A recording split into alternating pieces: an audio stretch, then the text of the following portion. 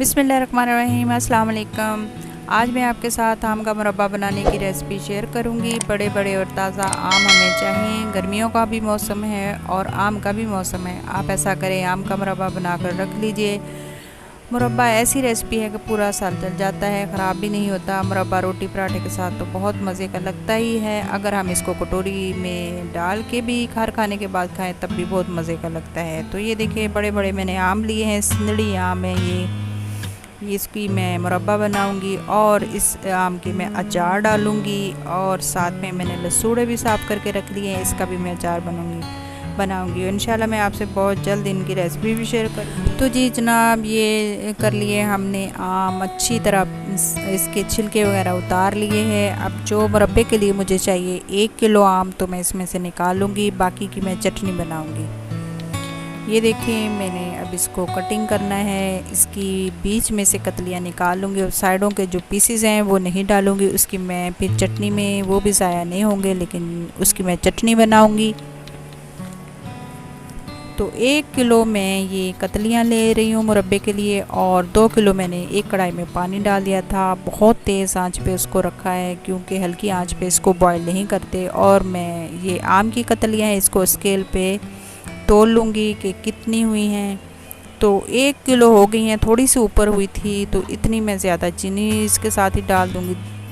मैंने अभी जो पानी गर्म हो रहा था, पक रहा था, उसमें ये कतलियाँ डाल के इसको 4-5 मिनट में अच्छी तरह पका लूँगी। इसके ऊपर ढकना दे दूँगी और इसको पकने के लिए रख दूँगी, और साथ में देखती भी रहूँगी। अब मुझे सिर्फ 5 मिनट हुए हल्की आंच पे पकाते हुए। तो ये देखिए, मैंने छुरी मार के इसको देखा है तो अच्छी तरह ये गल गई हैं। अब मैं उसी स्केल पे दोबारा से चीनी उसके हम वज़न ही लूँगी। जितनी हमारी कतलियाँ थी आम की, उतनी हम चीनी लेंगे। जैसे 1 किलो थी, थोड़ी सी ऊपर थी, बिल्कुल मैं उतनी ही उसके हम वज़न चीनी लेकर अब गरम गरम कतलियाँ मैं दोबारा से कढ़ाई में डाल दूँगी और इसके ऊपर मैं चीनी फैला दूँगी। क्योंकि चीनी जब हम पिला देते हैं तो ये चीनी जो खुद ही पानी छोड़ देती है, वरना अगर हम चाशनी बनाएं तो उसमें पानी और डालना पड़ेगा।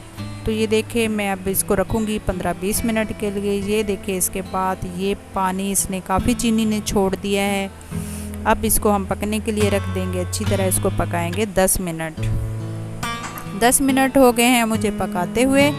अब देखिए, ये शीरे की जैसे हमने एक तार करनी है। ये देखिए, बिल्कुल एक तार हो रही है। गरम गरम शीरा हाथ पे नहीं लगाना, थोड़ी देर चमचे को हवा लगने दे, बाद में आप इस तरह करके देखें। तो अगर तार बन रही है तो समझे हमारा मुरब्बा तैयार है।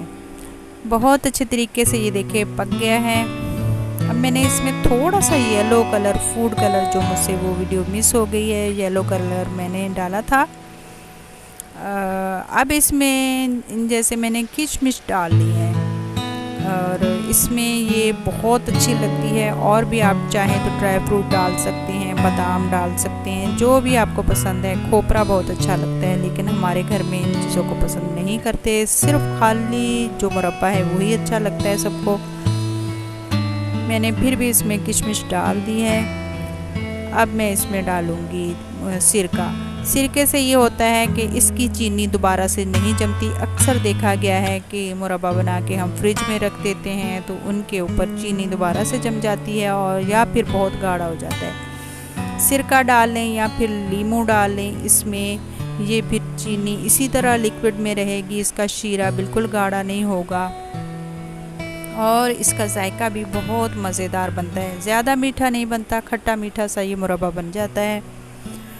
खुशबू के लिए मैंने इसमें कुछ भी नहीं डाला। आप चाहे तो इसमें इलायची डाल सकते हैं, लेकिन मैं इसमें ज़ाफ़रानी केवड़ा डालूँगी। 1 खाने का चम्मच भर के मैं इसमें वो डाल दूँगी। इसकी खुशबू बहुत अच्छी लगती है किसी स्वीट डिश में, तो ये मैं ज़रूर डालती हूँ। तकरीबन हमारा मुरब्बा बन के तैयार हो गया है। अब करूँगी चूल्हा बंद और इसको निकालूँगी किसी बाउल में।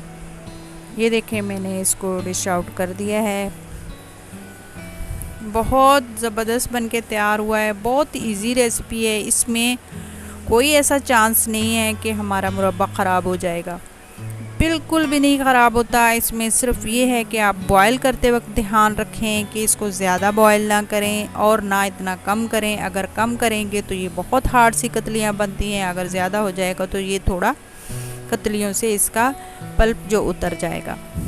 तो हमने इस तरीके से इसको बॉयल करना है कि इसको ये पूरी हमें कतलियाँ भी नज़र आती रहें और बहुत सॉफ्ट तरीके का बनता है। इसमें ये बिल्कुल भी वो ज़्यादा चीड़ा सा नहीं बनता और बहुत मज़ेदार बनके हमारा ये मुरब्बा तैयार हो गया है। जब भी इसको सेव करें तो शीशे के जार में डाल के इसको सेव करें। उम्मीद करती हूँ आपको मेरी ये वीडियो पसंद आई होगी। अगर आप नए हैं मेरे चैनल पर तो प्लीज़ इस वीडियो को बड़ा सा थम्स अप दे दें और इसके साथ मेरे चैनल को बड़ा सा सब्सक्राइब भी दे दें। अगर आप सब्सक्राइब और थम्स अप देने से मेरे चैनल पर बहुत ज़्यादा फ़र्क पड़ता है, ज़्यादा लोगों तक हमारा कंटेंट पहुंचता है और मुझे बहुत खुशी होती है और अंदाज़ा होता है कि मैं आपके लिए किस तरह की मज़ीद वीडियो लेकर आऊँ। अगर आप कर सकते हैं तो सब्सक्राइब भी करें और शेयर भी करें और अपनी फैमिली और फ्रेंड्स के साथ। मुझे दें इजाज़त। अस्सलाम वालेकुम व रहमतुल्लाहि व बरकातहू।